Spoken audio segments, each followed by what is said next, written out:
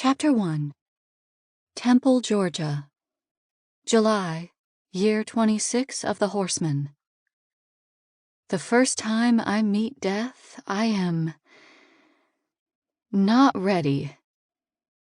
A trickle of sweat drips down between my shoulder blades as I look over the list of items I need to pick up for my niece's birthday barbecue later today. There's a dull drone of noise around me as people shop at our outdoor market. Tomatoes, got it. Leafy greens, got it. Cantaloupe, got it. I scan over the rest of the items. I think all that's left are apples. Stashing my list in my back pocket, I glance up at the open-air farmer's market, scanning the tables for the one I'm looking for. As soon as I spot Tim's stall, I start winding my way towards it. He's a cantankerous old man, but he's the only seller I know who regularly stocks produce that's out of season. I'm convinced witchcraft is involved. I've just made it to Tim's stall when the animals freak out. And they all freak out. The horses tied to nearby posts jerk against their restraints, dozens of birds take flight all at once, and the dogs in the area let out frightened, baying cries. Old Bailey's mule races down the highway next to the market, his horse cart still attached, and the sheriff's steed throws his owner off his back before galloping away, saddle and all. Still more creatures dash through the outdoor market, knocking over tables and baskets, scattering people and produce as they go. I can see the terrified whites of their eyes. They and their fear move like a storm cloud through the market. Eventually the stampede tapers off, leaving behind a hollow silence that raises the hair on my arms. What was that? I glance around. Everyone else looks confounded as well. "What in the hell?"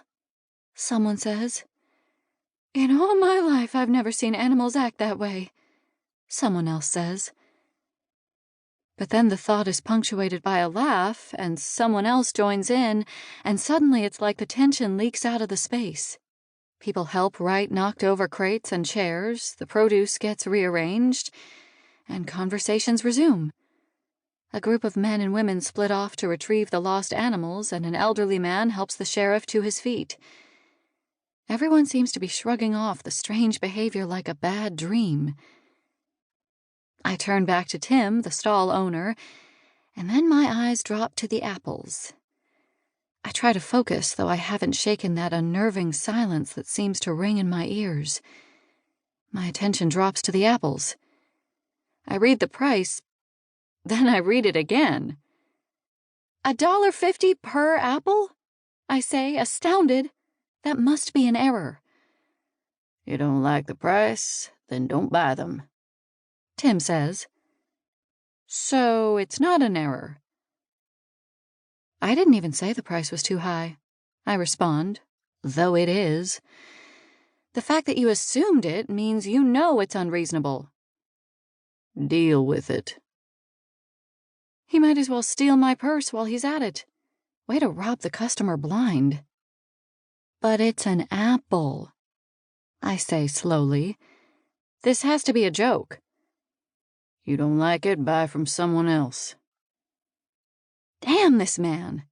He knows no one else has apples at this time of year, and my niece Brianna was very specific that she wanted an apple pie for her birthday. $1, I say. It's still a ridiculously unreasonable price, but it's better than $1.50 per apple. My God. "No," he states flatly. His gaze moves away from me to another woman who is looking at a nearby crate of corn. $1.25.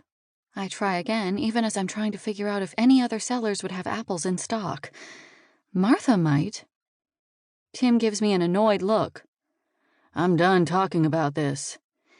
"This is ridiculous. You seriously want $1.50 for an apple?" "It's an apple," I say. To keep listening to this audiobook, I've left you a link in the description so you can do it, at no cost thanks to Audible's 30-day free trial.